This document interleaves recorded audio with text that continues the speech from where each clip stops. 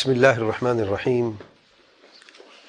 الحمد لله رب العالمين، والصلاة والسلام على خاتم الأنبياء والمرسلين نبينا محمد وعلى آله وصحبه أجمعين.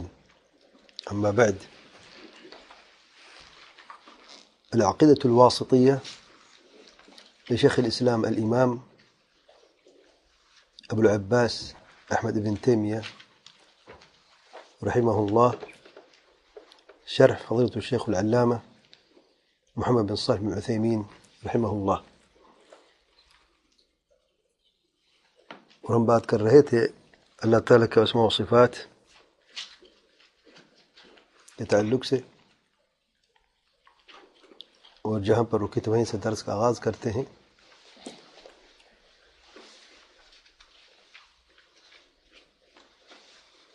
شیخ ابن عثیمین رحمہ اللہ فرماتے ہیں الآیۃ الرابعہ، چوتھی آیت جو ہے اللہ تعالیٰ کا ارشاد ہے وَلَكِنْ كَرِهَ اللَّهُ انبِعَاثَهُمْ فَثَبَّطَهُمْ إلى آخر الآية، سورة التوبہ آیت نمبر 46. شیخ ابن عثیمین رحمہ اللہ فرماتے ہیں اس سے مراد منافقین ہیں جو اللہ تعالیٰ کے پیارے پیغمبر صلی اللہ علیہ وسلم کے ساتھ جہاد میں نہیں نکلے، کیونکہ اللہ تعالیٰ نے ان کا نکلنا ناپسند کیا تھا، کیونکہ ان کا عمل اخلاص پر مبنی نہیں تھا، اور اللہ تعالیٰ شرک اور شرک کرنے والوں سے بے پرواہ ہے. اور دوسری وجہ یہ بھی ہے کہ اگر وہ جہاد میں نکلتے مومنوں کے ساتھ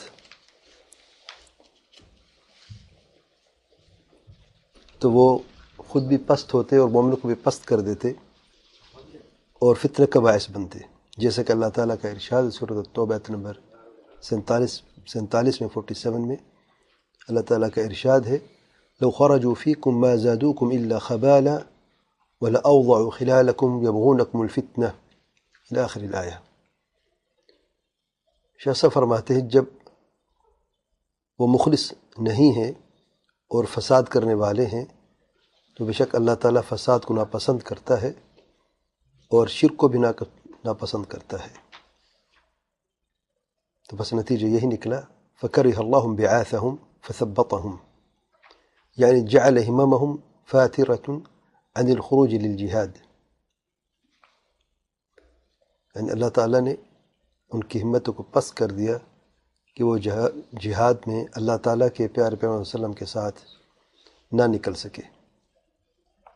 اور اس کے ساتھ اللہ تعالیٰ کا ارشاد ہے وَقِيلَ اقْعُدُوا مَعَ الْقَاعِدِينَ، اور یہ کہا گیا کہ تم بیٹھو بیٹھنے والوں کے ساتھ، یعنی جو جہاد میں پیچھے رہ گئے ہیں یا جہاد سے پیچھے رہ گئے ان کے ساتھ بیٹھے رہو. شیخ ابن عثیمین رحمہ اللہ فرماتے ہیں اس سے مراد یہ بھی ممکن ہے کہ اللہ تعالیٰ کا یہ فرمان ہو، یعنی قیلہ کہا گیا، کس نے کہا ہے؟ پہلا احتمال یہ ہے کہ اللہ تعالیٰ کا یہ فرمان ہو، اور یہ کونی حکم ہے اللہ تعالیٰ کا کونن. اور یہ بھی احتمال ہے کہ ان میں سے بعض ایک دوسرے سے کہتے رہتے ہیں کہ تم بھی بیٹھ جاؤ بیٹھنے والوں کے ساتھ، کیونکہ جہاد سے بعض ایسے لوگ بھی تھے جو پیچھے رہ جاتے تھے، جو اہل الاعذار ہیں کہ فلان بھی نہیں نکلا، فلان بھی نہیں نکلا جہاد کے لیے، جیسا کہ مریض ہے، بیمار یا اندھا ہے یا لنگڑا وغیرہ جو ہے، جنہیں اہل الاعذار کہا جاتا ہے، وہ جہاد میں شرک نہیں ہوا کرتے تھے اپنے عذر کی وجہ سے. منافقین بھی جہاد کے نہیں نکلتے تھے، ان کے پاس کوئی عذر نہیں ہوتا تھا سوائے یہ کہ مخلص نہیں تھے، اخلاص نہیں تھا، وہ بھی پیچھے رہ جاتے تھے. تو ان کو یہ کہا گیا کہ تم بیٹھ جاؤ، یعنی جہاد سے پیچھے رہو بیٹھنے والوں کے ساتھ. بیٹھنے والے کون ہیں؟ اہل الاعذار ہیں. تو احتمال کیا ہے؟ یہ کس نے کہا ہے؟ کس کا فرمان ہے یہ؟ قیل اقعدوا مع القاعدین. تو شیخ صاحب فرماتے دو احتمالات ہیں اس کے. پہلا احتمال یہ ہے کہ اللہ تعالیٰ ہی کا یہ حکم ہے، اللہ تعالیٰ نے یہ فرمایا کہ تم بیٹھو بیٹھنے والوں کے ساتھ. تو یہ حکم کون سا ہوگا؟ حکم کونی ہے، شرعی نہیں ہے. کونی و قدر جسے کہتے ہیں، کونن. اور دوسرا احتمال یہ ہے کہ وہ ایک دوسرے سے کہتے کہ تم بھی بیٹھو، فلاں تو بیٹھا ہے نا، وہ بھی تو نہیں گیا، یا تم بھی نہ جاؤ. وہ دوسرے کو کہتے تم بھی نہ جاؤ، فلاں بھی تو نہیں گیا. یہ فلاں اہل اعذار میں سے تھا، اس کے پاس عذر ہے، بیمار ہے یا اندھا ہے یا لنگڑا ہے یا کوئی بھی اس کے پاس عذر شرعی ہے، وہ نہیں جا سکتا، تو تمہارے پاس کیا عذر شرعی ہے؟ تو قیل اقعدوا مع القاعدین میں دو احتمالات موجود ہیں. اور یہ بھی کہتے منافقین جو ہے جب پیچھے رہ جاتے جہاد کے، اور جب اللہ تعالیٰ کے پیارے پیغمبر صلی اللہ علیہ وسلم واپس آئیں گے جہاد سے تو ہم اپنے عذر پیش کریں گے، ان کے سامنے رکھیں گے اپنے عذر جو ہے، جبکہ وہ عذر کوئی نہیں تھا ان کے پاس، تو جھوٹ بول کے کوئی عذر ہم پیش کر دیں گے، اور آپ صلی اللہ علیہ وسلم جو ہمارے لیے استغفار کر لیں گے اللہ تعالیٰ سے، اور ہمارے لیے وہی کافی ہوگا. پھر شیخ صاحب فرماتے ہیں شیخ ابن عثیمین رحمہ اللہ، اور یہ بھی ممکن ہے کہ دونوں قول کو جمع کیا جائے. دیکھیے پیاری، دیکھیے علمی بات دیکھیں آپ. اب قیلہ میں اللہ تعالیٰ کا فرمان بھی ہو سکتا ہے، احتمال ہے، اور منافقین کا ایک دوسرے کو کہنا بھی ہو سکتا ہے. کیا جمع کیا جا سکتا ہے دونوں کو؟ اور قاعدہ کیا ہے قرآن کی تفسیر میں؟ جب دونوں احتمالات میں کوئی کنٹرڈکشن نہ ہو اور دونوں کا امکان ہو تو دونوں معنی لیے جاتے ہیں ہمیشہ. معنی مزید وسیع ہو جاتا ہے اور اس کا اثر بھی مزید گہرا ہوتا ہے دلوں پہ. تو جمع کیا جا سکتا ہے، کیونکہ جب ان کو کہا جائے کہ تم بیٹھو بیٹھنے والوں کے ساتھ، اور وہ بیٹھ گئے ایک دوسرے کو کہہ کے، تو اللہ تعالیٰ نے ان کی تقدیر پہلے سے لکھا ہوا ہے کہ نہیں؟ کونن پہلے اللہ نے کہہ دیا ہے، پہلے سے اللہ تعالیٰ کا فرمان ہے، تو دونوں کو جمع بھی کیا جا سکتا ہے. اور اس آیت کریمہ میں اللہ تعالیٰ کی صفت جو ہے، صفت کون سی صفت ثابت ہے اس میں؟ ناپسند کرنا، الکرہ جو ہے ناپسند کرنا. اور یہ صفت جو ہے ثابت ہے کتاب اور سنت میں، شیخ صاحب فرماتے ہیں.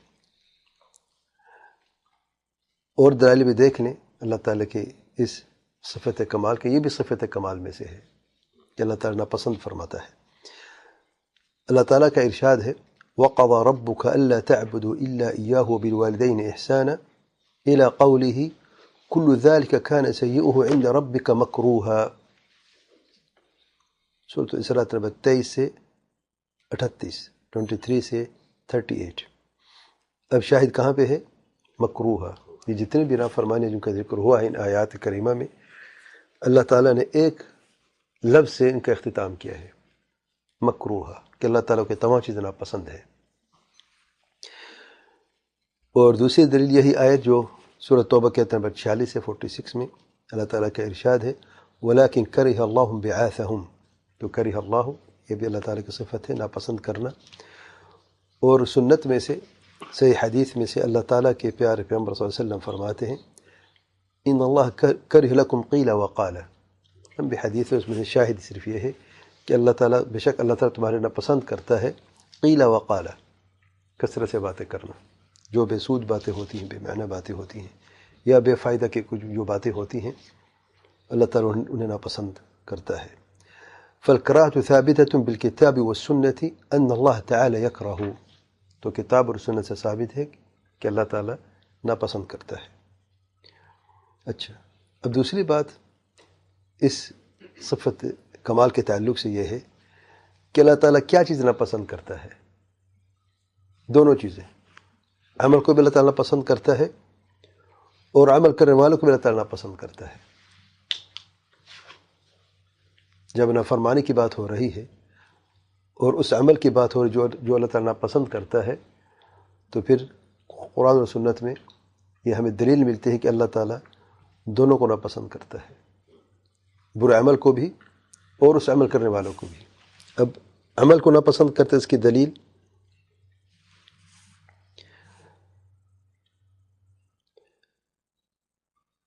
کیا دلیل ہے؟ یہی آیت ہے سورۃ توبہ نمبر 46 میں اللہ تعالیٰ کا ارشاد ہے وَلَكِنْ كَرِهَ اللَّهُ بِعَاثَهُمْ. ان کا جہاد میں نکلنا اللہ تعالیٰ کے پیارے پیغمبر صلی اللہ علیہ وسلم کے ساتھ اللہ تعالیٰ نے ناپسند کیا ہے. اچھا، ناپسند کیوں کیا اللہ تعالیٰ نے؟ وجہ کیا ہے؟ کیونکہ منافق ہے، مخلص ہے ہی نہیں. اللہ تعالیٰ عمل کون سا عمل پسند فرماتا ہے، کون سا عمل قبول ہوتا ہے؟ جس کی اساس کیا ہے؟ سب سے پہلے شرط کیا ہے عمل صالح کی؟ اخلاص ہے. منافق کے پاس کون سا اخلاص ہے؟ اخلاص تو ہے ہی نہیں نا. ٹھیک ہے نا. اور دوسری دلیل کہ اللہ تعالیٰ عمل کو ناپسند کرتا ہے سورۃ الاسراء نمبر 38 میں کل ذلك كان سيئه عند ربك مکروہا. جو مختلف اللہ تعالیٰ نافرمانیوں کا ذکر کیا ہے ان آیات کریمہ میں، تو اللہ تعالیٰ نے اختتام ان آیات کا اس لفظ سے کیا ہے مکروہا، یہ سب ناپسند تمام اعمال ہیں. اچھا، اب عامل کو ناپسند اللہ تعالیٰ کرتا ہے، اس کی دلیل کیا ہے؟ جیسے کہ مسلم کی حدیث میں آیا ہے، اللہ تعالیٰ کے پیارے پیغمبر صلی اللہ علیہ وسلم فرماتے ہیں، حدیث قدسی میں اللہ تعالیٰ کا ارشاد ہے، ان اللہ تعالی اذا ابغض عبدا نادى جبریل انی ابغض فلانا فابغضه الى آخر الحدیث. یہ لمبی حدیث ہے یہ، اور اس میں دلیل ملتی ہے کہ اللہ تعالیٰ کے پیارے پیغمبر صلی اللہ علیہ وسلم نے فرمایا ہے، اللہ تعالیٰ کے ارشاد حدیث قدسی میں کہ اللہ تعالیٰ جب کسی بندے کو ناپسند کرتے ہیں تو جبریل علیہ السلام سے فرماتے ہیں کہ اے جبریل، میں فلان شخص کو ناپسند کرتا ہوں، تم بھی اسے ناپسند کرو. اور اس طریقے سے وہ شخص جو ہے اسے فرشتے بھی ناپسند کرتے ہیں، اور نعوذ باللہ اللہ تعالیٰ بھی اس شخص کو ناپسند کرتا ہے. تو ان آیات کریمہ سے اور ان صحیح احادیث سے ثابت ہوا ہے کہ اللہ تعالیٰ کی صفات کمال میں سے صفت الکرہ جو ہے کہ اللہ تعالیٰ ناپسند فرماتا ہے، یہ بھی ثابت ہے. اس تعلق سے 5ویں آیت جو ہے جسے شیخ الاسلام رحمہ اللہ نے بطور دلیل پیش کیا ہے، اللہ تعالیٰ کا ارشاد سورۃ الصف آیت نمبر 3 میں اللہ تعالیٰ کا ارشاد ہے، کبر مقتا عند اللہ ان تقولوا ما لا تفعلون. کبر بمعنى عظم، یہ بہت بڑی بات ہے. مقتن اس کی جو اعراب ہے یہ تمیز محول عن الفاعل، والمقت اشد البغض. مقت کسے کہتے ہیں؟ بہت شدید ناپسندیدگی. عربی زبان میں مقت کہتے ہیں شدید ناپسندیدگی کو. جب آپ کسی چیز کو ناپسند کرتے ہیں تو آپ اسے نفرت کرتے ہیں، اور اس کے لفظ جو ہے وہ کریہا ہے. اور جب شدید ناپسند کرتے ہیں، بہت زیادہ ناپسند کرتے ہیں، اس کے لفظ ہے مقت ہے، مقت جسے کہتے ہیں. اور کبروں کا فاعل جو ہے تمیز کی تحویل، فاعل کی تمیز تحویل کے بعد ان وما دخلت علیہ فی قولہ ان تقولوا ما لا تفعلون. اور یہ آیت جو ہے یہ تعریف ہے اس سے پہلے والی آیت کے تعلق سے. اس سے پہلے کون سی آیت ہے؟ سورۃ الصف آیت نمبر 2 میں اللہ تعالیٰ کا ارشاد ہے، یا ایھا الذین آمنوا لم تقولون ما لا تفعلون کبر مقتا عند اللہ ان تقولوا ما لا تفعلون.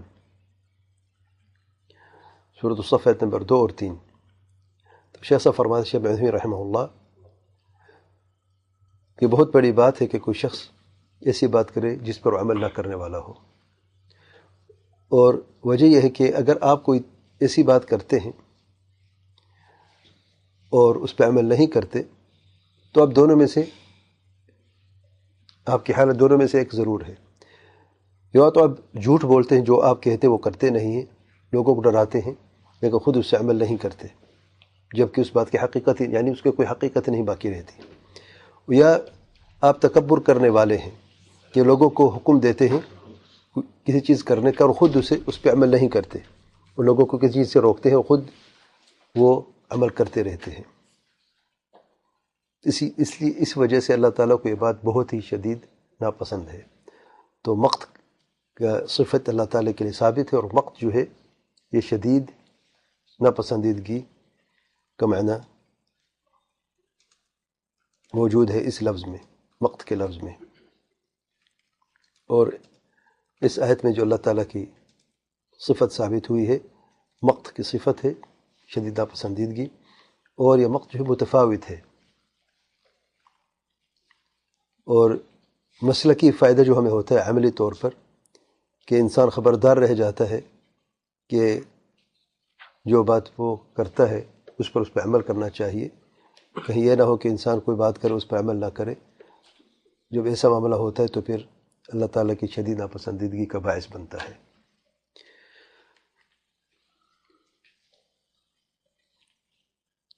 پھر شیخ حسین بن تیمیہ رحمہ اللہ نے دو مزید صفات کمال کا ذکر کیا ہے. صفت المجیء والاتیان، قیامت کے اللہ تعالیٰ کا آنا جو ہے. دو لفظ ہیں ملتے جلتے اور بنیادی معنی ایک ہی ہے، لیکن جب دو مختلف الفاظ ہیں المجیء والاتیان تو اس کا مطلب ہے، یہ قاعدہ سمجھ لیں ذرا، ایک علمی بات ہے. جب اللہ تعالیٰ کے اسماء و صفات کے باب میں جب ایک ہی ملتے جلتے معنی کے الفاظ موجود ہیں اور الفاظ مختلف ہوں تو اس کا مطلب یہ ہے کہ دونوں صفات کا ایک معنی نہیں ہے، جبکہ اساسی بات ایک ہی ہے. جیسے دیکھیں صفت الرحمہ ہے، لیکن اس میں الرحمن اور رحیم بھی ہے، ذو الرحمہ بھی ہے، یہ الفاظ ثابت ہیں نا. اب ان میں کیا فرق ہے؟ کوئی فرق ہے؟ اثر صفت الرحمت میں ثابت اللہ تعالیٰ کہ اللہ تعالیٰ رحم فرمات، جیسے کہ اللہ تعالیٰ کا شایان شان ہے. تو رحمان میں جو معنی ہے وہ رحیم میں نہیں ہے، جو رحیم ہے وہ رحمان میں نہیں ہے. ذو الرحمہ رحمت والا، ان دونوں میں نہیں ہے. تو قاعدہ کیا ہے اس معاملے میں کہ جب ایک ہی صفت کے تعلق سے دو مختلف الفاظ ہوں تو اس مطلب یہ ہوا کہ معنی تو ایک ہی ہے، لیکن معنی کی مزید مضبوطی سے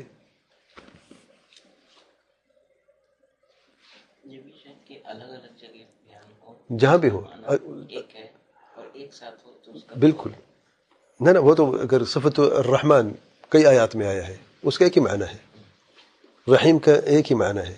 اصل میں اساس صفت کون سی ہے؟ الرحمہ، وہ ثابت ہوتی ہے دونوں سے. رحمان و رحیم میں صفت الرحمہ ثابت ہو گئی ہے، ٹھیک ہے نا. لیکن جو معنی کی مضبوطی رحمان میں ہے وہ رحیم میں نہیں ہے، اور جو رحیم میں ہے وہ اصل مقصد وہ رحمان میں نہیں ہے. الرحمن الرحمت الواسعہ، اسی رحمت والا جس میں کافر بھی اس میں شامل ہے، اس میں درند اور پرند بھی شامل ہے، سب اس رحمت میں شامل ہے. اچھا، رحیم کی رحمت میں خاص مومنوں کے لیے رحمت ہے. اگر مومن کو خاص رحمت نہ ہوتی تو رحمان کی رحمت مومن بھی شامل ہے کہ نہیں؟ وہ بھی شامل ہے.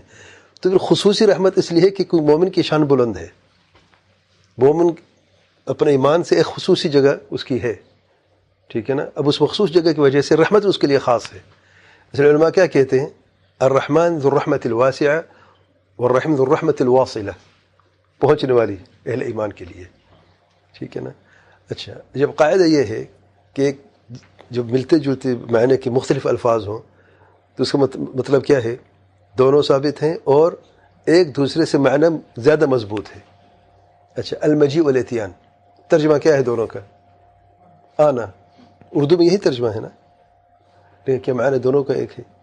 یعنی مجیء اگر صفت ہوتی تو اتیان کی ضرورت نہیں ہوتی تھی، دوسرے کی ضرورت ہے کہ نہیں ہے؟ جب موجود ہے اس کا مطلب کیا ہے؟ الاتیان جو ہے اس میں آنے کے معنی کی زیادہ مضبوطی پائی جاتی ہے. یعنی اگر کوئی انکار بھی کرے نا مجیء کا آنے کا کہ اللہ تعالیٰ کیسے آتا ہے، جیسے کہ آگے بیان ہوگا، اور اہل تعطیل اہل بدعت نے انکار کیا ہے کہ اگر آنے کے لیے جسم کا لازمی ہونا ہے، اور جسم اگر آتا ہے تو اور پھر کوئی جسم ہی آ سکتا ہے نا، اور جسم اللہ تعالیٰ کے لیے جائز نہیں ہے، تو یہ مختلف ان کے جو عقل پرست جو ہے اپنے عقل کو آگے کر کے خود اسے ٹھوکر کھاتے ہیں، جیسے پہلے ہم بیان کر چکے ہیں.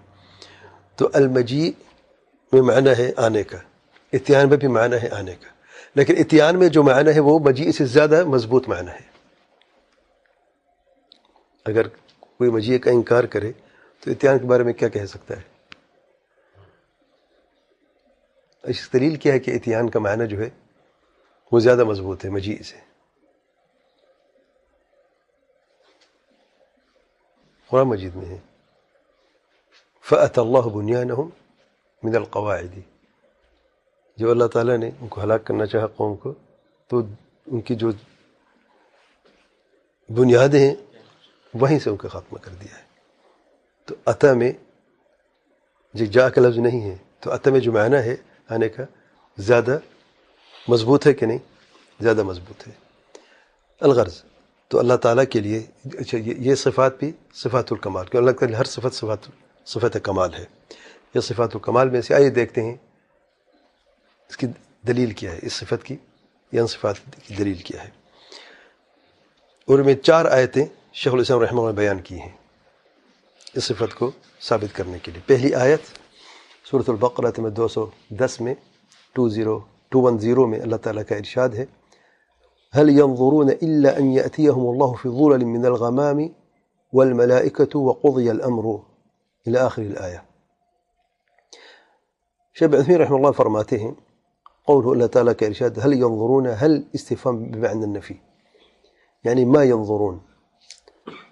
اور قاعدہ یہ ہے شیخ صاحب فرماتے ہیں جب استفہام کے بعد الا ہو تو اس کا معنی جو ہے نفی کا ہوتا ہے. یعنی هل کیا ہے استفہام کے لیے ہے کہ نہیں؟ هل سوالی جملہ ہے نا، سوالی حرف ہے. هل ينظرون الا، تو الا استفہام کے بعد آیا نا، تو اس کا معنی ہے نفی ہے. یعنی جملہ میں اگرچہ نفی کے لفظ کوئی ہے نفی کا، لا یا ما یا کچھ جس سے نفی ہوتی ہے نہیں ہے نا، تو عربی قاعدہ ہے یہ کہ جب استفہام کے بعد اسی سیاق و سباق میں اس جملے میں الا کا لفظ موجود ہو تو معنی کیا ہے؟ نفی کا معنی دیتا ہے. اچھا، هل ينظرون یعنی ما ينظرون، ينظرون یعنی ينتظرون، یعنی وہ کیسے انتظار میں ہے کہ اللہ تعالیٰ آئے، یعنی قیامت کے دن حساب کے لیے. فی ظلل من الغمام، اچھا یہ ينظرون و ينتظرون، لفظ کیا ہے؟ ينظرون. ينظرون کس چیز کو کہتے ہیں؟ دو معنی ہے، ایک دیکھنے کو کہتے ہیں اور ایک انتظار کو بھی کہتے ہیں ينتظرون. اچھا، فرق کیا ہے؟ اگر حرف جر کے ساتھ ہو متعدی ينظرون الى، معنی کیا ہے؟ دیکھنا. اگر ينظروا کے بعد الى کا حرف ہو، ينظر الى تو دیکھنے کے لیے. اگر حرف جر نہ ہو، ينظر کا معنی ہے ينتظر، انتظار کرنا. قاعدہ واضح؟ دیکھیں کتنی پیاری زبان ہے اور کتنی پیارا سیاق اور سباق ہے. نفی کے لیے کوئی نفی کے حرف نہیں ہے، استفہام ہے اور پھر الا ہے تو معنی نفی کا آ گیا ہے. اچھا، انتظار کا لفظ نہیں ہے، ينظروا کا ہے، اس کے بعد حرف جر نہیں ہے تو اس لیے اس کا معنی ہے انتظار. اچھا، اور پیارا معنی دیکھیں، یأتیہم اللہ فی ظلل من الغمام. ظلل جمع ظل ہے، سایہ. غمام سفید بادل کو کہتے ہیں. اچھا، فی ظلل کا معنی کیا ہے؟ کہ جب اللہ تعالیٰ آئے گا یا فرشتے آئیں گے، کیا نعوذ باللہ استعمال فی حرف جر کے لیے ہے اور فی ظرفیہ کے لیے استعمال ہوتی ہے کہ بادل گھیرا ہوگا اللہ تعالیٰ کو، نعوذ باللہ ناممکن ہے. اچھا، تو فی کا معنی کیا ہے؟ جب معنی ممکن نہیں ہے تو فی کا معنی کیا ہے؟ وقاعدہ حرف جر ایک دوسرے کی جگہ لے لیتے ہیں. فی یعنی مع، ساتھ. فہی للمصاحبہ ولیس للظرفیہ قطعا، ظرفیہ کے لیے نہیں ہے. کو اگر ہم کہیں کہ فی کا یہ معنی ہے جو اس لفظ میں موجود ہے، اس کا مطلب یہ ہے کہ بادلوں نے اللہ تعالیٰ کا احاطہ کیا ہے، نعوذ باللہ. اور اللہ تعالیٰ واسع علیم ہے اور کوئی چیز بھی اللہ تعالیٰ کے احاطہ نہیں کر سکتی اللہ تعالیٰ کی مخلوقات میں سے، یہ قاعدہ ہے. اچھا، فی ظلل من الغمام یعنی مع الظلل، فإن الله عند نزوله جل وعلا الفصل بين عباده تشقق السماء بينهم، تشقق السماء بالغمام. جب اللہ تعالیٰ فیصلے کے لیے آئے گا قیامت کے دن تو آسمان پھٹے گا اور بادل بھی ہوں گے. اچھا، غمام کہتے ہیں سفید بادل کو.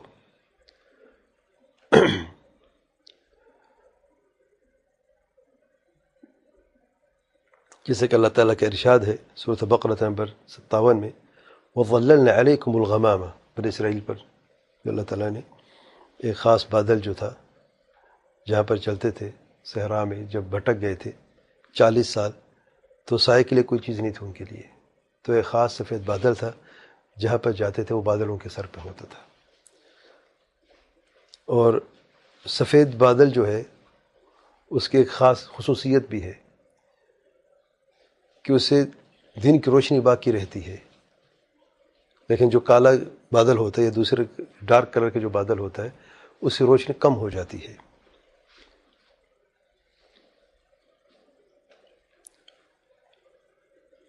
والملائکہ، فرشتوں سے مراد جو اللہ تعالیٰ کے فرشتے ہیں وہ بھی قیامت کے دن آئیں گے. اور فرشتوں کا آنے کا جو طریقہ ہے سبحان اللہ، قیامت کے دن پہلا آسمان ہے، آسمان دنیا، وہ فرشتے نازل ہوں گے، پھر دوسرے آسمان کے، پھر تیسرے آسمان کے، پھر چوتھے کے، پھر پانچویں کے، چھٹے کے، پھر ساتویں آسمان کے، تمام فرشتے نازل ہوں گے. اور اللہ تعالیٰ بھی آئے گا قیامت دن حساب کے لیے، اور گھیر لیں گے تمام مخلوقات کو حساب کے لیے. اور اس سے فائدہ یہ ہوتا ہے کہ خبردار کیا جا رہا ہے کہ وہ دن جو ہے قیامت کا دن جو ہے بہت ہی عظیم دن ہے. اور اس دن جب اللہ تعالیٰ حساب کے لیے آئے گا، جیسے کہ اللہ تعالیٰ کا شایان شان ہے، فرشتے بھی ہوں گے، فرشتوں کی بہت زیادہ تعداد ہوگی، آپ یہ دیکھیں. اور ہر آسمان کا فرشتہ اس ترتیب سے نازل ہوگا، وہ پوری یعنی زمین، باقی یہ زمین نہیں رہے گی، تانبے جیسی ہوگی. آسمان بھی یہ نہیں رہے گا جو آسمان ہے، پھٹ جائے گا. پھر حساب کے لیے جو میدان ہوگا وہاں پر ہر طرف سے فرشتے نے گھیر رکھا ہوگا. تو اس سے یہ فائدہ ہوتا ہے کہ، اور یہ بھی ان آیات کریمہ میں پیغام ہے جو جھٹلانے والے ہیں کہ وہ خبردار ہو جائے، کوئی جھٹلا کیوں رہے ہیں. تو یہ پہلی آیت ہے جس میں یہ ثابت ہوا کہ اللہ تعالیٰ قیامت کے دن حساب کے لیے آئیں گے. دوسری آیت سورۃ الانعام نمبر 158 میں اللہ تعالیٰ کا ارشاد ہے، هل ينظرون إلا أن تأتيهم الملائكة أو يأتي ربك أو يأتي بعض آيات ربك، إلى آخر آیت سورۃ الانعام نمبر 158. اچھا، هل ينظرون إلا أن تأتيهم، واضح ہے جیسے پہلے گزر چکا ہے، استفہام ہے اور پھر اللہ ہے، اس سے مراد نفی ہے، یعنی وہ نہیں اس انتظار میں مگر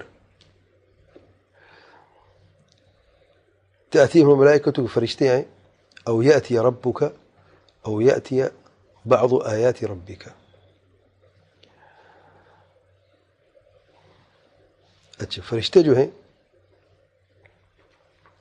ان تأتیہم الملائکہ، شاہ صاحب فرماتے ہیں کہ روح قبض کرنے کے لیے، جیسے کہ اللہ تعالیٰ کا ارشاد سورۃ الانفال نمبر 50 میں، وَلَوْ تَرَى إِذْ يَتَوَفَّى الَّذِينَ كَفَرُوا الْمَلَائِكَةُ يَضْرِبُونَ وُجُوهَهُمْ وَأَدْبَارَهُمْ وَذُوقُوا عَذَابَ الْحَرِيقِ إلى آخر الآية.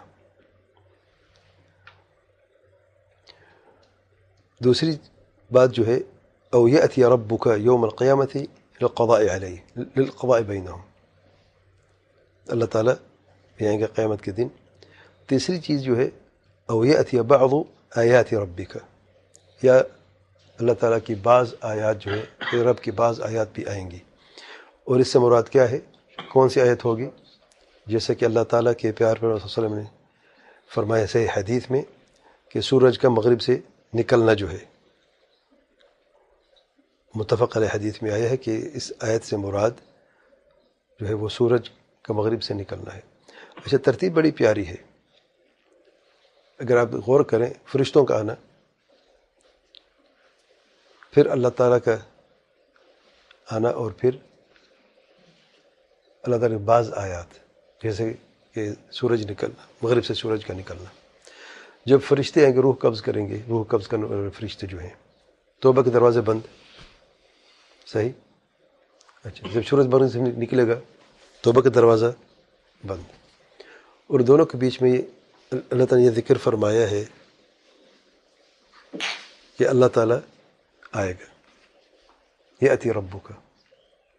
سبحان اللہ، کیا پیغام ہے کہ ابھی وقت ہے، توبہ کا دروازہ ابھی کھلا ہوا ہے، اس سے پہلے کہ دروازہ بند ہو جائے اور حساب کے اللہ تعالیٰ آئے قیامت کے دن، قیامت قائم ہو جائے، توبہ کر لو اور اپنی اصلاح کر لو.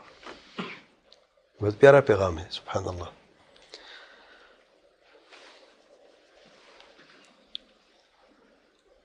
اور شیخ صاحب فرماتے ہیں عظیم رحمہ اللہ، اس آیت سے اور اس سے پہلے آیت سے غرض یہ ہے بیان کرنا کہ ان جھٹلانے والوں کو خبردار کیا جا رہا ہے کہ ابھی وقت ہے کہ اپنی اصلاح کر لیں اور اپنے اعمال کو درست کر لیں تاکہ اس وعید سے بچ سکے۔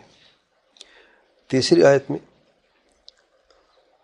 اللہ تعالیٰ کا ارشاد ہے سورۃ الفجر آیت نمبر 21 اور 22 میں، کلا اذا دکت الارض دکا دکا وجاء ربک والملک صفا صفا۔ اچھا، کلا تنبیہ کے لیے ہے، جب کسی متنبہ کی اجازت تو کلا یا الا سے جملے کی ابتدا ہوتی ہے۔ اذا دکت الارض، یہ قیامت کے دن کا ذکر ہے کہ جب زمین کا خاتمہ ہوگا تو زمین کا آہستہ آہستہ زلزلے ہوں گے، پھر زمین ہلے گی، اور پھر جیسے کہ ایک بلڈنگ کی اینٹ سے اینٹ بجا دیتی ہے اور ختم کر دیا جاتا ہے، تو زمین کا بھی خاتمہ ہوگا۔ اور یہاں پہ تأکید ہے کہ جو اس میں جو بڑے بڑے پہاڑ ہیں، زمین پر جو بھی چیزیں موجود ہیں وہ ساری کی ساری ختم ہو جائے گی، اور بالکل جیسے کہ ایک جلد ہوتی ہے نا ادیم، بالکل زمین ہموار ہو جائے گی، برابر ہو جائے گی، جیسے کہ اللہ تعالیٰ نے ارشاد فرمایا سورۃ طٰہٰ آیت نمبر 106 اور 107 میں، فَيَذَرُهَا قَاعًا صَفْصَفًا لَا تَرَ فِيهَا عِوَجًا وَلَا أَمْتًا، لا تر فی عوجا ولا امتا، کہ زمین بالکل ہموار ہو جائے گی، نہ تو اس میں کوئی گہرائی ہوگی اور نہ اس میں کوئی اونچائی ہوگی، سب برابر کر دی جائے گا قیامت کے دن۔ اچھا، شاہد کیا ہے یہاں پہ دلیل؟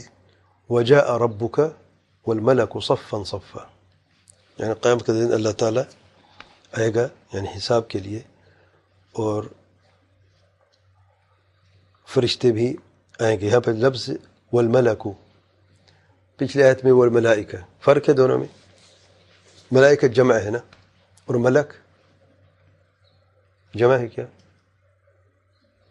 ملک جمع ہے یا سنگل ہے؟ مفرد ہے کہ نہیں؟ مفرد ہے۔ کیا اس میں کوئی تضاد ہے، کنٹرڈکشن ہے؟ اب اللہ تعالیٰ تو آئے گا، ٹھیک ہے، حساب کے لیے۔ بعض آیات ملائکہ کا ذکر ہے جمع کی صورت میں، اور اس آیت میں مفرد ملک کا ذکر ہے، وجاء ربک والملک صفا صفا۔ جی، ملک ایک ہے یا ایک سے زیادہ ہے؟ تو ایک فرشتہ آئے گا بس، تو حل کیا ہے؟ ال کیا؟ ال جنس کے لیے ہے، یعنی فرشتوں کے جنس عموم کے لیے ہے کہ نہیں؟ یعنی سارے فرشتے ہوں گے کہ نہیں؟ دیکھیے یہ انداز میں خوبصورتی دیکھیں آپ، چاہے جمع کا صیغہ ہو یا مفرد کا صیغہ ہو، لیکن ال ہے تو الملک سے مراد تمام فرشتے ہیں۔ صفا صفا، صفے باندھ کر، جیسے پہلے گزر چکا ہے کہ صفے کیسے ہوں گے؟ پہلے دنیا کے فرشتے وہ صف باندھیں گے، پھر دوسرے آسمان کے فرشتے وہ صف ہوگی، پھر اس سے ہر آسمان کے فرشتے اپنی اپنی صف میں ہوں گے۔ چوتھی آیت جو ہے اللہ تعالیٰ کا ارشاد سورۃ الفرقان آیت نمبر 25 میں، وَيَوْمَ تَشَقَّقُ السَّمَاءُ بِالْغَمَامِ وَنُزِّلَ الْمَلَائِكَةُ تَنزِيلًا، سورۃ الفرقان آیت نمبر 25 الی آخر الآیہ، یعنی اذکر یوم تشقق السماء بالغمام، قیامت کے دن آسمان کے خاتمے سے پہلے، یہ آسمان کا خاتمہ ہو جائے گا، تمام مخلوقات کا خاتمہ ہو جائے گا۔ جب آسمان کا خاتمہ کو اس سے پہلے آسمان پھٹنا شروع ہوگا، اس میں دراڑیں پڑ جائیں گے اور آسمان پھٹنا شروع ہو جائے گا۔ اور تشقق کا لفظ جو ہے یعنی آہستہ آہستہ دراڑیں پڑیں گی آسمان میں اور سوراخ ہو جائیں گے، پھر آہستہ آہستہ وہ بڑھیں گے اور اس میں سے دھواں نکلنا شروع ہو جائے گا، اور آہستہ آہستہ آسمان کا خاتمہ ہو جائے گا، اور بادل بھی آہستہ آہستہ جو سفید بادل غمام جو ہے وہ بڑھتا جائے گا، اور یہ علامت ہوگی کہ اللہ تعالیٰ کے آنے کی، جیسا کہ پچھلی آیت میں گزر چکا ہے۔ اور فرشتے نازل ہوں گے جیسے پہلے گزر چکا ہے۔ اچھا، اس آیت میں اللہ تعالیٰ کے آنے کا ذکر ہے نہیں ہے، لیکن اس آیت کے سیاق اور سباق اور پچھلی آیات کے سیاق و سباق ایک ہے، جس سے یہ ثابت ہوتا ہے کہ جب آسمان پھٹے گا اور فرشتے نازل ہوں گے، کس لیے نازل ہوں گے؟ آسمان کیوں پھٹے گا؟ خاتمہ ہو جائے گا نا دنیا کا، فرشتے کیوں نازل ہوں گے؟ کس لیے؟ کیونکہ اللہ تعالیٰ نے آنا ہے اور حساب شروع ہونا ہے۔ تو یہ 4 آیات ہیں جو شیخ الاسلام ابن تیمیہ رحمہ اللہ نے بیان کی ہیں اللہ تعالیٰ کے آنے کی صفت میں، اور ان 4 صفات میں صفت المجیء والاتیان ثابت ہو جاتی ہے۔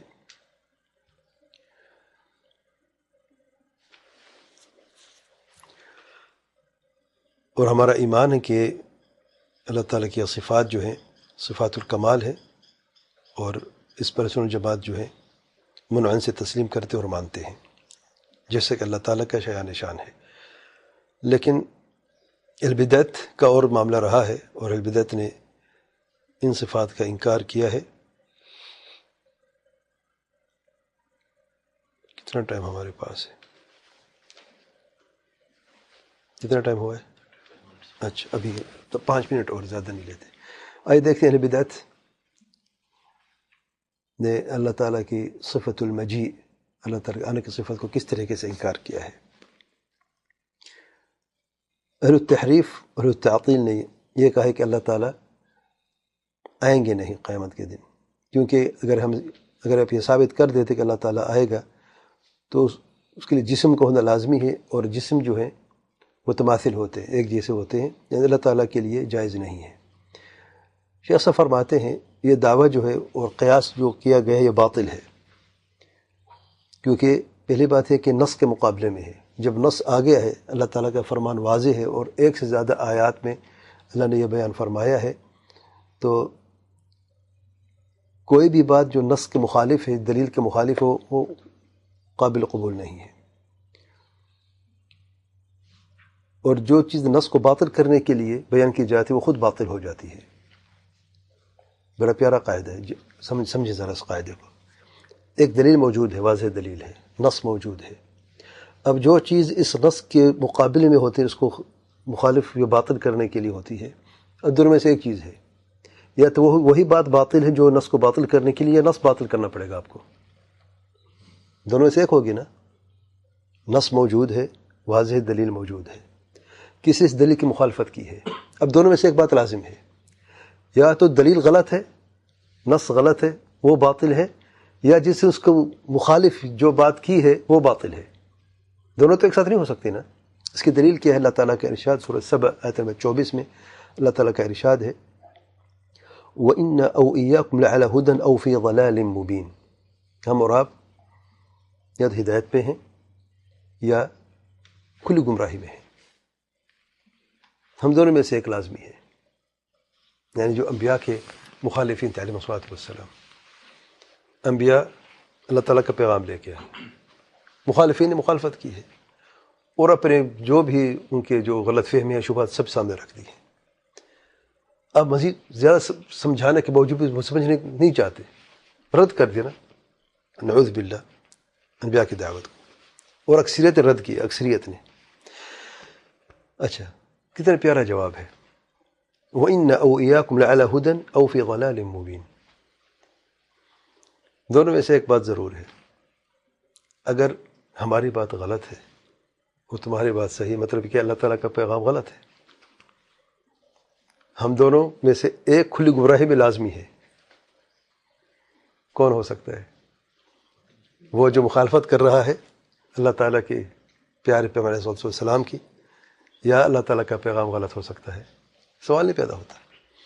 اللہ تعالیٰ کا پیغام وحی ہے، اور وحی حق ہے جو کبھی غلط نہیں ہو سکتا۔ دنیا کے سارے دانشور مل کے ایک ساتھ ایک جب اکٹھے ہو جائیں، اسے باطل کرنے کی کوشش، وہ باطل کبھی نہیں ہو سکتا، کیونکہ وہ خالق کا حکم ہے۔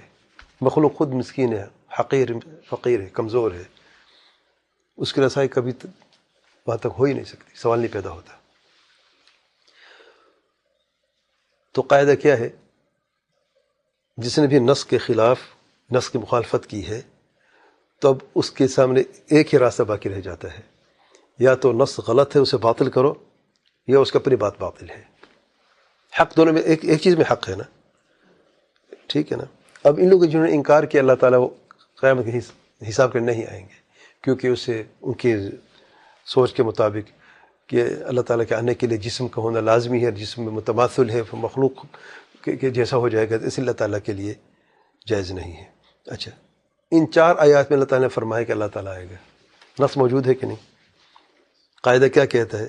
جب نص موجود ہو اور واضح ہو اور اس کی مخالفت کی جائے تو دونوں میں سے ایک باطل ہے، تو باطل نص ہے یا باطل تمہاری یہ غلط سوچ ہے، یہ غلط تمہارا کہنا ہے، یا تمہارے جو غلط اعتراض ہے، تو پہلی بات یہ ہے. پھر شاہ صاحب فرماتے ہیں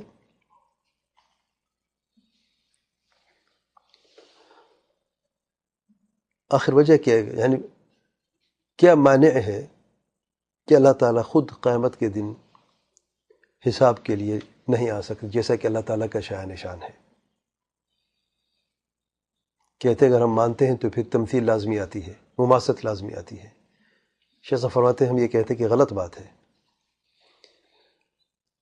کیونکہ حقیقت یہ ہے کہ آنے کا معنی جو ہے، آنا جو ہے مخلوقات میں بھی متفاوت ہے. آپ دیکھتے ہیں کہ جب کوئی تندرست اور چست انسان جب آتا ہے، ویسے نہیں جیسے کہ ایک کمزور یا بیمار شخص آتا ہے. دونوں ایک جیسے آتے ہیں، دونوں کا آنا مختلف ہے.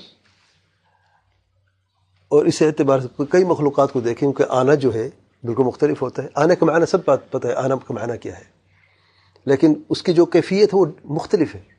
جب مخلوق میں تفاوت اور اختلاف پایا جاتا ہے آپس میں، تو خارج مخلوق میں کیوں نہیں ہو سکتا؟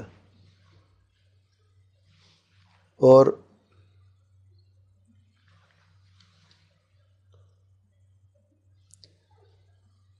پھر شاہ صاحب فرماتے ہیں جب اللہ نے یہ فرمایا ہے وَجَاءَ رَبُّكَ، وہ تیرا رب آیا، اور اس جیسی آیات جو ہیں، اس کے بارے میں کیا کہتے ہیں اصل معنی یہ ہے آنے کا وَجَاءَ رَبُّكَ یعنی جاء امر ربک، تمہارے رب کا حکم آیا ہے. کیونکہ اللہ تعالیٰ کا ارشاد ہے سورۃ النحل آیت نمبر 1 میں أَتَى أَمْرُ اللَّهِ فَلَا تَسْتَعْجِلُوهُ، اللہ تعالیٰ کا حکم آیا ہے، اس سے جلدی مت کرو. اور اہل التعطیل نے، انکار کرنے والوں نے یہ کہا ہے کہ واجب یہ ہے کہ جتنے بھی اللہ تعالیٰ کے آنے کی صفت کا ذکر ہوا ہے قرآن مجید میں، اسے اس آیت کے تناظر میں تفسیر کیا جائے، اس آیت مد نظر رکھ کے تفسیر کی جائے. یعنی أَتَى أَمْرُ اللَّهِ، جہاں پر اللہ تعالیٰ کے آنے کا ذکر ہے تو آپ کہیں أَتَى أَمْرُ اللَّهِ، اللہ تعالیٰ کا حکم آیا ہے. جیسا فرماتی ہے جو دلیل آپ نے پکڑی ہے یہ تمہارے خلاف دلیل ہے، نہ کہ تمہارے حق میں. وہ کیسے؟ اگر اللہ تعالیٰ چاہتا کہ اللہ تعالیٰ کا حکم کا آنا مراد ہے تو اللہ تعالیٰ نے بیان کیوں نہیں فرمایا دوسری آیات میں جہاں پر حکم کا ذکر نہیں ہے؟ وَجَاءَ رَبُّكَ وَالْمَلَكُ صَفًّا صَفًّا، مثال کے طور پہ اللہ فرماتا وَجَاءَ أَمْرُ رَبِّكَ، اللہ تعالیٰ فرما دیتا نا. جہاں پر حکم کا آنا تھا وہاں پر اللہ کو حکم کا بیان فرمایا ہے، جہاں پر حکم کا لفظ نہیں ہے وہاں پر مطلب کیا ہے؟ تو حکم کا نہیں بلکہ اللہ تعالیٰ خود کا آنا معنی مراد ہے.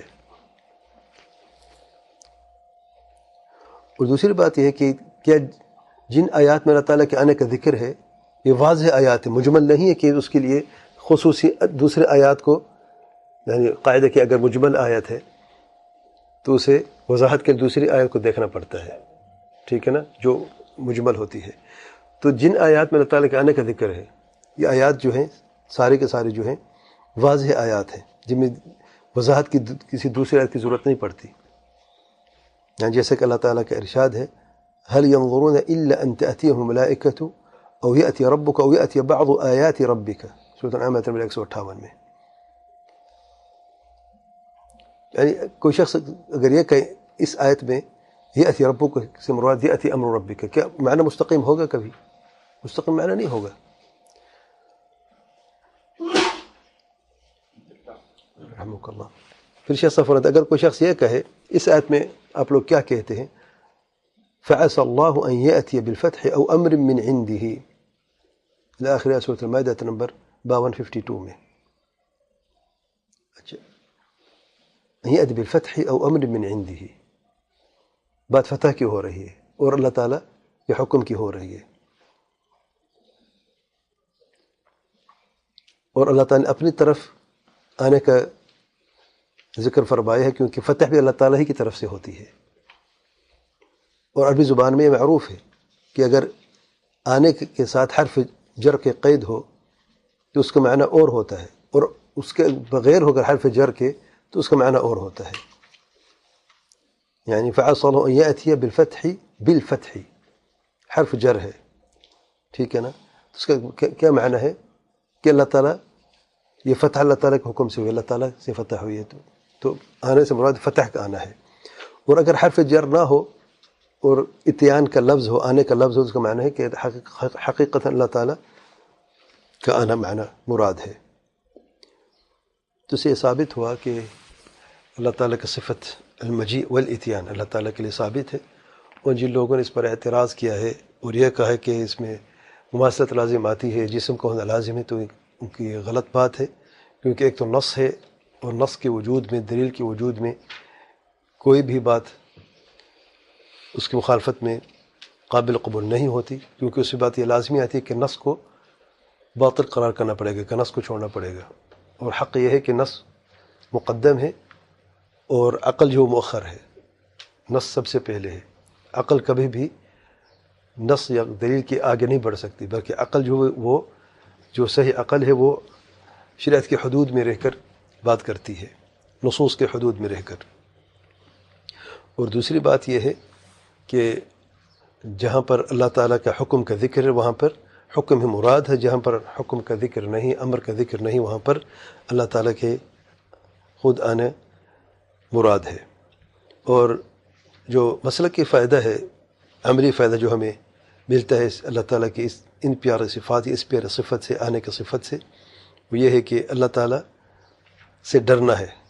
جب انسان کو یقین ہو جاتا ہے کہ اللہ تعالیٰ آئے گا قیامت کے دن حساب کے لیے، تو ڈر جاتا ہے، اور عظیم دن ہے قیامت کا دن، جس میں اللہ تعالیٰ آئے گا اپنے بندوں کے حساب کرنے کے لیے، اور فرشتے بھی نازل ہوں گے، اور پھر جیسے حدیث میں آیا ہے کہ اللہ تعالیٰ حساب کے لیے انسان کے ساتھ اکیلا یخلو بھی اکیلا ہو جائے گا، تو یہ بندہ اپنی دائیں طرف دیکھے گا، پھر بائیں طرف دیکھے گا، صرف وہی دیکھے گا جو وہ عمل اپنے ساتھ لے کے آیا ہے، پھر اپنے سامنے دیکھے گا تو صرف جہنم اسے نظر آئے گی۔ فاتقوا النار ولو بشق تمرہ، اللہ تعالیٰ کے پیارے پیغمبر صلی اللہ علیہ وسلم فرماتے ہیں، تو جہنم سے بچو، جہنم کی آگ سے بچو، اگرچہ اللہ کے راستے میں کھجور کا ایک ٹکڑا ہی کیوں نہ دے دو۔ شق تمرہ کہتے ہیں جب آپ کھجور کو توڑ کے آدھا آدھا کر لیتے ہیں، اسے شق تمرہ کہتے ہیں۔ وہ یہ متفق علیہ حدیث ہے، یعنی اللہ تعالیٰ سے ڈرنا ہے، کیونکہ حساب کا وقت سب سے مشکل ترین وقت ہوگا، اور انسان اپنے دائیں طرف دیکھے گا۔ دائیں بائیں کیوں دیکھ رہا ہے پتہ ہے؟ کہیں کوئی اس کا اچھا عمل نظر آ جائے نا، اس کو پتہ ہوگا اس وقت عمل کا کام آئے گا، تو دائیں طرف دیکھے گا، بائیں طرف دیکھے گا کچھ بھی نہیں، اس کا اپنے اعمال ہوں گے۔ کوئی یار مددگار ہے، دائیں طرف کوئی نہیں، بائیں طرف بھی کوئی نہیں، اپنے اعمال ہیں۔ سامنے دیکھے گا جہنم ہے۔ فاتقوا النار ولو بشق تمرہ، یعنی چھوٹا سے چھوٹا عمل بھی اس دنیا میں حقیر مت سمجھو، اگرچہ آپ کے پاس پوری کھجور نہیں ہے دینے کے لیے اللہ کے راستے میں، آدھی کھجور وہ بھی دے دو، پیچھے نہ رہو۔ یہی آدھی کھجور ہو سکتے آپ کے لیے قیامت کے دن آپ گردن کی خلاصی ہو جائے اور آپ جہنم کی آگ سے بچ جائیں۔ تو جہنم کی آگ سے بچنا ہے، اگرچہ اللہ کے راستے میں آدھی کھجور ہی دے دیں۔ اور ان چیزوں پر ایمان جو ہے یہ عظیم چیزیں ہیں، جیسے کہ اللہ تعالیٰ کے یہ جو اسماء و صفات کے باب ہم ذکر کر رہے ہیں، اللہ تعالیٰ کا ڈر پیدا ہو جاتا ہے، اور مومن جو ہے اس کا ایمان کا تقاضا یہ ہے کہ وہ اپنے دین پر قائم رہتے اور استقامت اسے حاصل ہوتی رہتی ہے۔ واللہ اعلم، سبحانک اللہم وبحمدک، اشہد ان لا الہ الا انت، استغفرک واتوب الیک۔